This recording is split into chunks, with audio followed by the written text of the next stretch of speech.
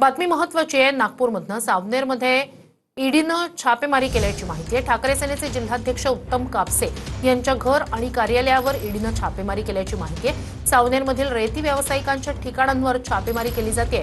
नागपूरमध्ये पहाटेपासूनच ही छापेमारी सुरू आहे। काही महत्त्वाची कागदपत्र सापडल्याची माहिती सूत्रांकडून मिळाली आहे।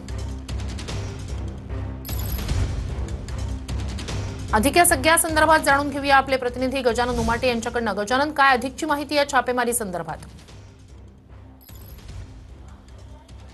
नक्कीच मी सध्या आहे सावनेरमध्ये आणि माझ्या मागे तुम्ही बघताय हे शिवसेना उद्धव ठाकरे गटाचे जिल्हा प्रमुख उत्तम कापसे यांचं घर आहे आणि या घरी पहाटेपासूनच ईडीच्या अधिकाऱ्यांची छापेमारी सुरू आहे। सावनेर, पाटण सावंगी आणि खापा या परिसरामध्ये रेती व्यवसायाशी संबंधित जवळपास 10 ते 12 ठिकाणी ही छापेमारी जी आहे ती सुरू आहे।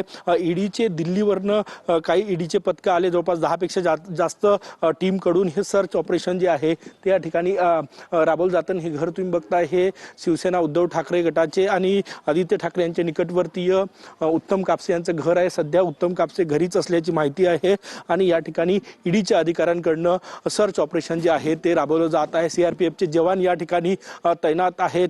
पहाटेच ईडीच्या टीम ज्या आहे त्या सावनेर, खापा या परिसरात आल्या आणि ही छापेमारी जी आहे ती या ठिकाणी सुरू झाली। हे एक्सक्लुझिव्ह दृश्य आपण टीव्ही 9च्या प्रेक्षकांसाठी बघू शकतो।